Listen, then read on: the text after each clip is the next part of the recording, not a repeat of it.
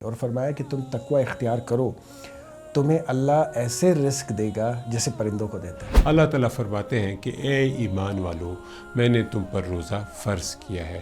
ہم جیسے ہی کہتے ہیں کہ جی ہم نے ایکسرسائز کرنی ہے تو اس کے لیے کون سا مہینہ بہتر ہے؟ لوگ کہتے ہیں کیونکہ جب انسان بھوک اور پیاس جب اسے لگتی ہے اور اس کی شدت بھی ہوتی ہے، لیکن یہ روزہ جو ہے وہ صرف یعنی ہمارے منہ کا نہیں ہے، روزہ جو ہے جسم کے ہر عضو کا ہے۔ تو لوگ زیادہ تر زکوٰۃ بھی اس مہینے میں نکالتے ہیں۔ عدنان صاحب، یہ ایک فلسفہ ہے کہ جی تقوی اور روزہ اور تقوی ٹارگٹ ہے ہر عبادت کہ میری نیت بالکل صاف ہے، یا اللہ میں طالب صادق ہوں، تو اللہ اسے توفیق بھی دیتا ہے۔ کہ جب انسان گناہ کرتا ہے تو اس کے دل پہ ایک داغ پڑ جاتا ہے سیاہ، اور کہ الایمان بین الخوف والرجاء۔ ابھی ہمیں بعض لوگ ایسے ہوتے ہیں جن کو حق پتہ ہوتا ہے لیکن اس پر چل نہیں سکتے۔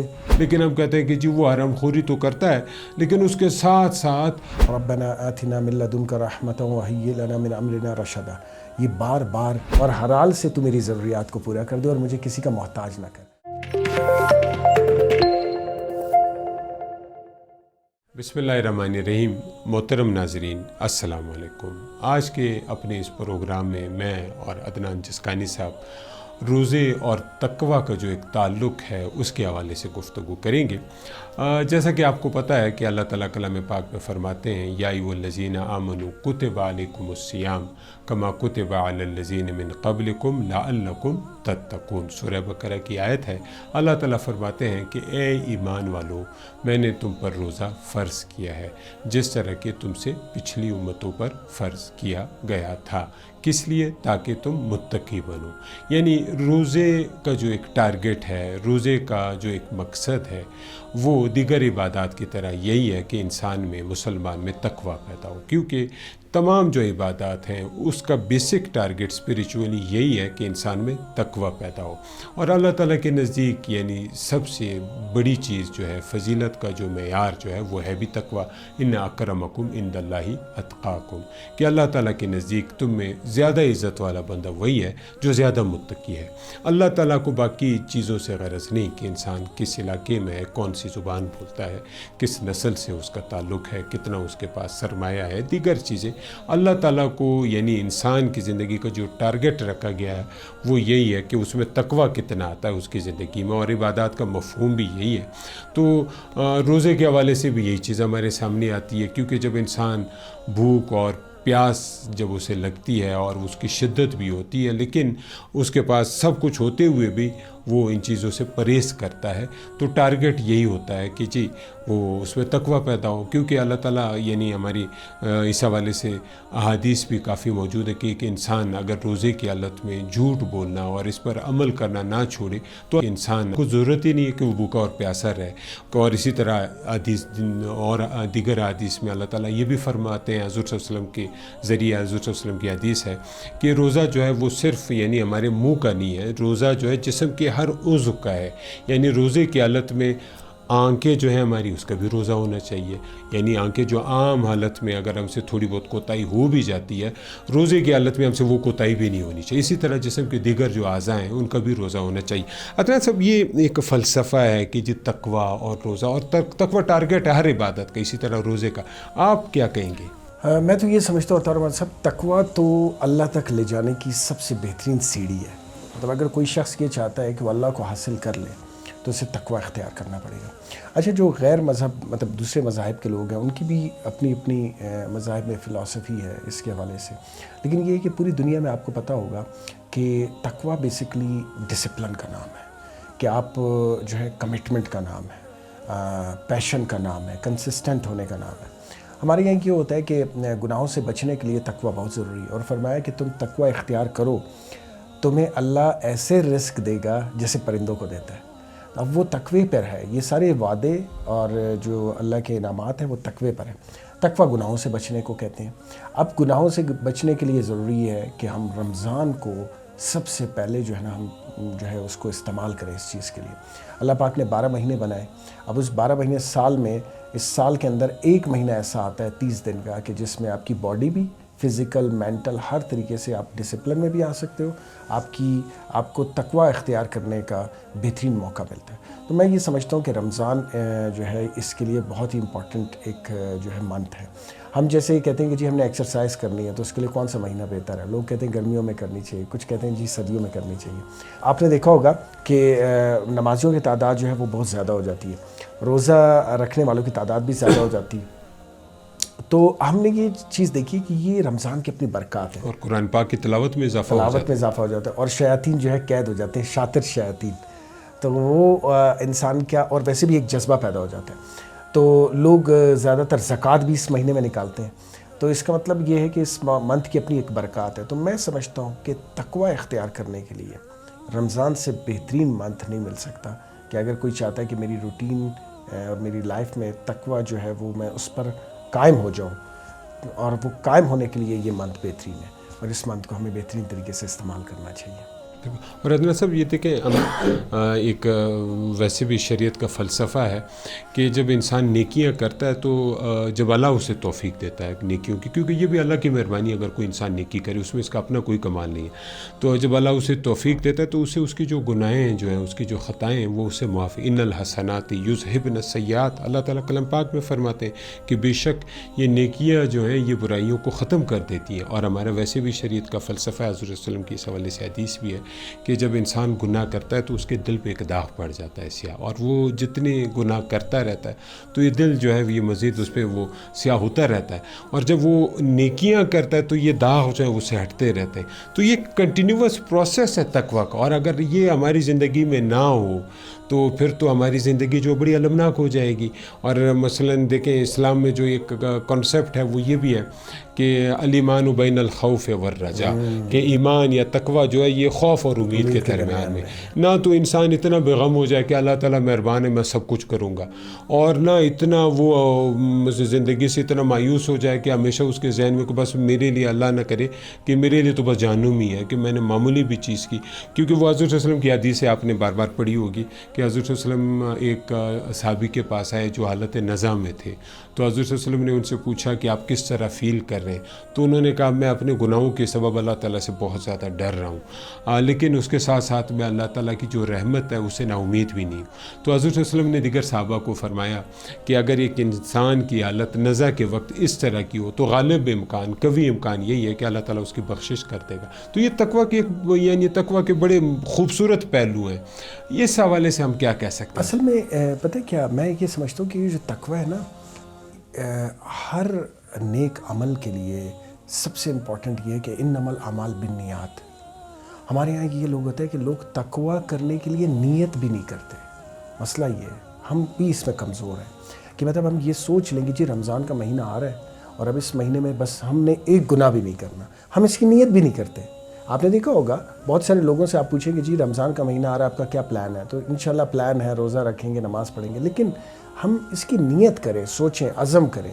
اور فرمایا کہ جو ہے نا طالب صادق کو اللہ کبھی محروم نہیں کرتا۔ تو جو شخص یہ چاہتا ہے کہ وہ تقویٰ اختیار کرے اور اس کا عزم کرے اور اس کی دل کے اندر کی کیفیت یہ ہو کہ میری نیت بالکل صاف ہے، یا اللہ میں طالب صادق ہوں، تو اللہ اسے توفیق بھی دیتا ہے۔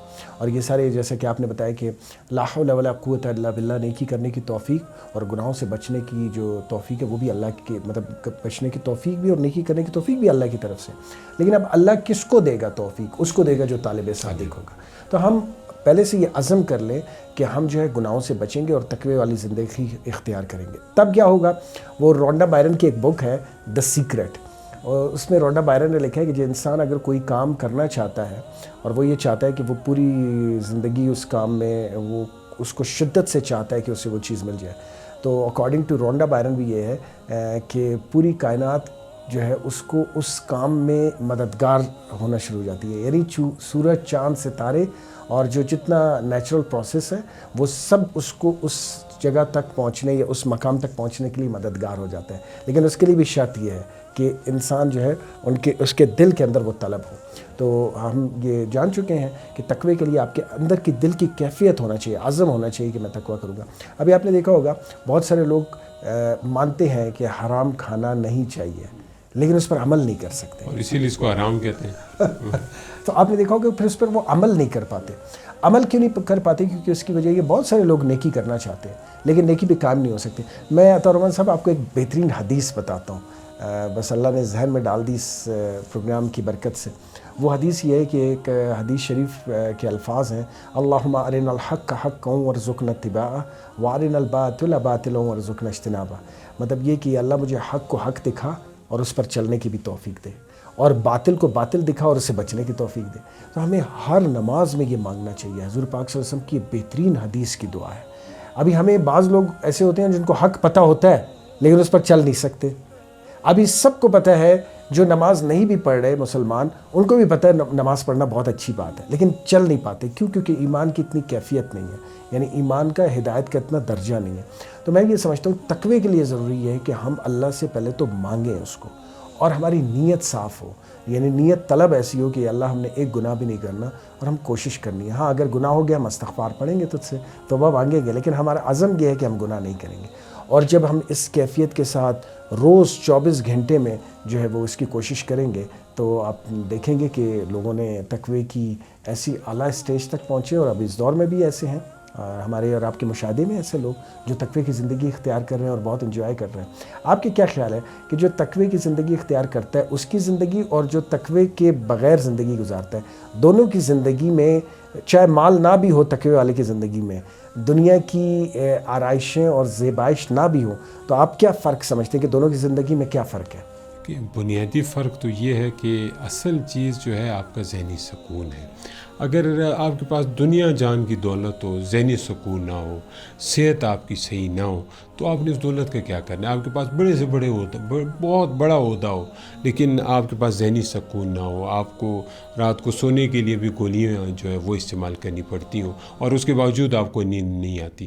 تو یہ اصل چیز انسان کی زندگی میں اصل چیز جو ہے وہ ذہنی سکون ہے. مثلا ہم دیکھتے ہیں کہ ایک بندہ جو ڈیلی ویجز پہ کام کرتا ہے، وہ ایک دیوار کے سائے میں اینٹ کے سر کے نیچے رکھ کے وہ اس پہ سو رہا ہے، اس کو دنیا جان کی فکر نہیں ہے. سڑک پہ گاڑیاں بھی گزر، وہ نیند اپنی خوبصورت نیند جو ہے اس سے لطف اندوز ہو رہا ہے. دوسری طرف ایک بندہ کروڑوں کے محل میں یا بنگلے میں بیٹھا ہوا ہے لیکن اس کا رزق ہو یا جو بھی اس کی کوئی وجہ ہوگی وہ اس کو سکون میسر نہیں. تو جب وہ بنیادی فرق سکون کا ہے. اور ایک اور فرق وہی سکون، یعنی سکون کے اللہ بذکر اللہ تطمئن القلوب، سکون کے لیے بھی تقوی کی ضرورت ہے. جب تقوی ہوگا تو ریئل سکون جو ہے وہ انسان کی زندگی میں آئے گا. اب جیسے آپ نے آرام کی بڑی خوبصورت بات کی، اب ہمارے یہاں ایک رانگ کانسیپٹس جو ہیں، ایک مس کانسیپشنز آپ اس کو کہیں پائے جاتے ہیں. اب شریعت کا جو بیسک اصول ہے وہ یہ ہے کہ اوامر کے کرنے سے زیادہ ضروری ہے کہ نواہی سے پرہیز کیا جائے. اب ہمارے یہاں یہ کہا جاتا ہے کہ ایک شخص جو ہے وہ حرام خوری کرتا ہے، فلانا فلانا کرتا ہے، لیکن ہم کہتے ہیں کہ جی وہ حرام خوری تو کرتا ہے لیکن اس کے ساتھ ساتھ وہ صدقے بھی لوگوں کو دیتا ہے، وہ فلانا ادارے بھی چلا رہے فلانا. اب یہ دیکھیں یہ تو شریعت کے اصولی کے خلاف ہو گیا. اللہ تعالیٰ نے مثلاً اللہ تعالیٰ ہم سب کی حفاظت کرے، انسان بڑا کمزور ہے. ایک انسان حرام خوری نہیں کرتا، اس کے پاس جو پیسہ بچ جاتا ہے اس میں اگر وہ صدقہ کرتا ہے تو وہ اللہ تعالیٰ اس کو توفیق دیتا ہے تو اس کو بہت بڑا اجر ملے گا. لیکن ایک بندہ حرام خوری کر کے پیسے کماتا ہے اور پھر وہ کہتا ہے صدقے سے یہ پاک ہو جائیں گے، تو پاک تو نہیں ہوں گے، ایون زکوٰۃ سے وہ پاک نہیں ہوں گے. اب حرام کا پیسہ جو ہے یعنی اس حوالے سے فتوے ہیں علماء کرام کے. تو اصل چیز جو ہے وہ سکون کا ہے اور تقویٰ کا ہے. یہ فرق جو ہے، جو آپ فرق کی بات کہہ رہے ہیں، ان میں فرق جو ہے تقویٰ اور سکون کا، اور سکون کے ذریعے ہی تقویٰ، یعنی اگر تقویٰ ہوگا تو سکون ہوگا. سکون اور یہ ایک دونوں سے انٹرنلی کنیکٹڈ ہے. آپ کیا سمجھتے ہیں کہ حرام سے بچنا بیسکلی یہ تقویٰ ہے نا؟ ہم جب ایک دعا پڑھتے ہیں، قرآن شریف کی جو ہے وہ دعا ہے، آیت بھی ہے، اور اس میں یہ ہے کہ ربنا آتنا من لدنک رحمۃ وہیئ لنا من امرنا رشدا. یہ بار بار 10ویں آیت ہے قرآن کی اور سورہ کہف کی 10ویں آیت ہے. اور فرماتے ہیں کہ سورہ کہف کے بارے میں یہ ہے کہ یہ جو 10ویں آیت ہے یہ اس وقت مانگی گئی تھی جب اصحاب کہف جو ہے مصیبت میں پھنس گئے تھے اور وہ اللہ سے مانگ رہے تھے کہ اللہ ہماری ایمان کی حفاظت فرمائے. تو آج کل یہ جو اللہ معاف کرے ایک زمانہ ایک پھیل چکا ہے حرام خوری کا، ہر طرف افراتفری ہے، نفسا نفسی ہے. تو اس دور میں یہ دعا علماء اور مشائخ بڑے بڑے وہ جو ہے اس پر تلقین کرتے ہیں باقاعدہ کہ اس دعا کی زیادہ سے زیادہ. ایون مفتی تقی عثمانی صاحب نے باقاعدہ اپنے بیانات میں اس کو باقاعدہ واضح کیا ہے کہ جو شخص یہ چاہتا ہے کہ دیندار ہے لیکن گناہوں سے بچ نہیں پا رہا، تقوی اختیار نہیں کر پا رہا، اسے چاہیے کہ وہ اس دعا کو بار بار پڑھے. اور وہ ہے سورہ کہف کی 10ویں آیت، ربنا آتنا من لدنک رحمۃ وہیئ لنا من امرنا رشدا. اس میں یہ کہ میں اللہ سے یہ مانگتا ہوں کہ اللہ تو مجھ پہ اپنی رحمت کی چادر ڈال دے اور میرے کام کی درستگی کر دے. اس کا مطلب یہ ہے. تو کتنے اچھے الفاظ ہیں کہ اس میں ہم جو ہے نا کوشش کریں. اور اللہم اکفنی بحلالک عن حرامک واغننی بفضلک عمن سواک، کہ اللہ مجھے حرام سے بچا اور حلال سے تو میری ضروریات کو پورا کر دے اور مجھے کسی کا محتاج نہ کر. تو یہ دعائیں ہیں جو ہم تقوی کے لیے اللہ سے مانگیں. ہمارے یہاں اصل میں یہ دعا کا نا رب کے ساتھ تعلق جو دعا کا بنتا ہے وہ رب کے ساتھ ربط ختم ہوتا جا رہا ہے لوگوں کا. اور ہماری بھی یہ کوشش ہوتی ہے کہ ہمارا ربط بھی چلے، ہم خود بھی اس کے محتاج ہیں. تو میں یہ سمجھتا ہوں کہ تقوی کے لیے ضروری یہ ہے کہ ہمارا ربط بنے، اور رمضان اللہ کے ساتھ ربط بنانے کا بہترین مہینہ ہے. تو آپ کیا سمجھتے ہیں؟ بالکل، وہ کہتے ہیں نا ہر چیز کے لیے ایک سیزن ہوتا ہے. تو مسلمانوں کا جو بیسک ایک سیزن ہے نا وہ یہی رمضان کا ہے کہ اس میں یعنی دیکھیں ایک فرض نماز جو ہے یا فرض کوئی بھی عبادت ہے وہ 70 گنا اس کا ثواب بڑھ جاتا ہے. نفل جو عبادات ہیں اس کا جو ثواب ہے وہ فرض کے برابر ہو جاتا ہے. اور اس کے ساتھ ساتھ یعنی جو رمضان میں دیگر یعنی زکوٰۃ اکثر لوگ اسی مہینہ مسلمان جو ہے تاکہ وہ سال کا ایک وہ کیلکولیشن جو ہے وہ بھی رہے، اور غربا سے ہمدردی کا ایک جذبہ جو ہے وہ بھی بڑھ جاتا ہے. مثلاً ہم دیکھتے ہیں اللہ تعالیٰ ہم سب کو مزید توفیق دے، ہمارے بعض صاحب استطاعت لوگ اس حوالے سے بڑا اچھا رول ادا کریں. مساجد میں افطار کا اہتمام ہوتا ہے، مساجد میں سحری کا اہتمام ہوتا ہے. مثلاً اکثر مساجد میں کوئٹہ میں اگرچہ یہ چیز اتنے ہائی لیول پہ نہیں ہے جتنی یہ چیز کراچی میں خصوصاً موجود ہے. وہاں پہ لوگ افطار کے وقت 3 4 قسم کی چیزیں مساجد میں پڑی ہوتی، ڈش ہوتے ہیں، اور وہ پتہ بھی نہیں چلتا کون لایا ہے اس کو. اسی طرح سحری کے. تو یہ ساری چیز یہ برکات جو ہیں یہ رمضانی کی وجہ سے. اب دیکھیں عام مہینوں میں یہ چیز آپ کو نہیں ملے گی مساجد میں، لیکن رمضان میں یہ چیز کہیں پہ بہت اچھے، جیسے میں نے آپ کو کراچی کی مثال دی یا پنجاب کے بعض شہروں کی، وہاں پہ یہ چیز بہت اچھے طریقے سے ہے. لیکن ٹھیک ہے ہمارے یہاں اس لیول پہ تو نہیں ہونی چاہیے. ہمارے یہاں بھی لوگ جو ماشاء اللہ فائنینشیل بہت اسٹیبل ہیں تو اللہ ان کو بھی اللہ ہم سب کو توفیق دے. لیکن پھر بھی یہاں بھی ہے، یہاں بھی مساجد میں چیزیں ہوتی ہیں، لوگ جاتے ہیں. غربا جو ہے ان کو نہ افطار کے ٹائم مسئلہ ہوتا ہے کھانے کا، نہ سحری کے ٹائم. تو یہ ساری برکات ہے. مخیر حضرات جو ہے نا وہ اس میں جو ہے اپنا رول پلے کرتے ہیں.